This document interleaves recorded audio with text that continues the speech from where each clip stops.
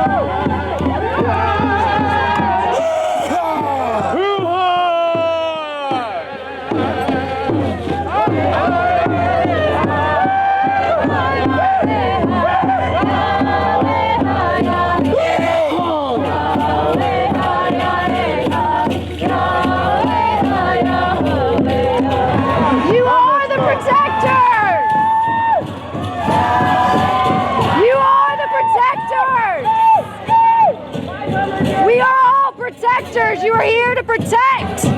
He should be your new business card. You are the protectors. Protect your grandchildren. Protect the mama. So I think the main thing that we're up against is closed hearts and people not realizing who this is about. Because those gentlemen over there are the original protectors. They took an oath to try to serve. And I think that's what they want to do when they're mixed up in a system. And if you look at their faces when I'm sending them love, you can see it in their faces. And when they go home and they look at their children, they're going to feel that. And this was a prayer. And that's why this whole movement is a prayer. Because all we need is for people to wake up and open their hearts. What does today's victory for Amy say in general? Do you think that this might be a step in the right direction for more protection for the protectors? Hopefully. Yeah, that's great.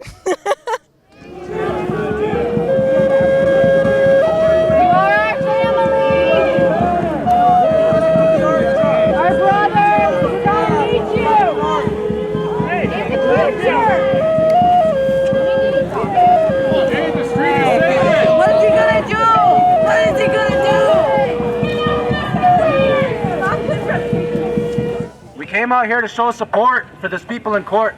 We've seen these felonies get dropped today. Yeah!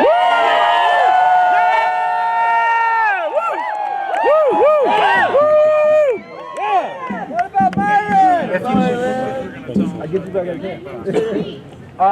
Yeah, please keep off the street. They're really concerned with that. Another thing, we're collecting the art down over this way. So we've been maintaining our peaceful presence. We did good today. The police officer has asked us to use the sidewalks when we leave. Yes. Thank you.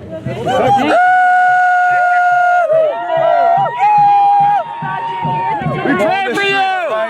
I would just like to thank DAPL for galvanizing an entire nation of Native Americans and the entire world. Without them, we couldn't have done this. So thank you, DAPL. We needed your support. Thanks for keeping our waters clean and giving a shit. Peace, love, and kindness, DAPL. We still pray for you guys to make the right decisions, but you have galvanized an entire nation, and we're not going to give up, ever. It took me 26 hours to get here, and I'd make this journey anytime. Tell me about, obviously you're dedicated. What about this in particular made you come out? My people are water protectors from Michigan. We are surrounded by the world's greatest population of water anywhere. We have our own water issues, from the pipeline going across the Mackinac in Lake Michigan. It's an old pipeline. It's ready to burst. And this can happen anywhere. If you look on the web, you can see that there's pipelines in Russia bursting. I mean, look at Flint and look at Kalamazoo, Michigan. The water is going to take another 100 years to get cleaned up. Now, what would happen if that happened on Standing Rock? People would have no water. You know, have you seen the water out there? It's not exactly clean. How would anyone like their water to look like that? And we should note that in Flint, which I was there a few weeks ago, they've only changed about 35 pipes when I was there of thousands that need to be changed. I totally agree. They don't have the effort involved, and we need to push the envelope in order for the world to know. They're hiding from us. They're separating us by reservations and dividing and conquering. It's time for that to end, and I wanted to thank DAPL for bringing us all together, the hundreds of nations, and we're all trying to protect the water for our generations, for all the other generations, for your family, my family, Caucasians, whites, blacks, reds, it doesn't matter. Water is life. You cannot drink oil. Why do you think for such peaceful demonstrations you see this kind of force? Because of the numbers of the native nations. We're here to show support all around the world to help people rise up, come against the oil, the stuff that can kill your land, poison your water. I got 2 boys at the camp right now. I got fighting for the water, for their life, their generations that are yet to come, the 7 generations of kids. And do you think the police with this kind of force, billy clubs, all this, are trying to intimidate you guys, try to make you back down? Yes, they are. And let everyone know, all our Mexican brothers, it's a few of us here, but we're supporting all the people here. So we're here to be able to show the support, because even the way they're giving us our water is with asbestos pipes, and they're giving us so many diseases and contaminations that we have to be able to stand together as one. Talk to me about being from Sweden. What have you seen here? Is this at all what it's like in your country, this kind of force for a simple demonstration that was peaceful? Yeah, it's a big difference between here and Sweden. We have a struggle in the north in Sweden with the Swedish indigenous people, the Sami people, with some mines there. We have cops there too, but they are much more kinder than here. As in they want to protect, not just intimidate and back you down? Yeah, but here you see, it's like a war zone, if you ask me. And everyone here is like unarmed, they are peaceful. So I don't see the point to spending so much money on cops, and yeah, US spending a lot of money on military around the world too. So I think they should spend money on better things. Yeah, you're a lot of people think that, including me. Now, when you look at this pipeline being built on natives' land, on top of their ancestors' burial grounds, obviously contaminating their water is the end result. What does that say to you as somebody not from this country? What does that say about America and what our government is allowing? I think that says a lot about the world. That people and corporation with a lot of money, they like putting up their own agenda, and the people with money, the corporation with money, they have the power to change thing in a worse way.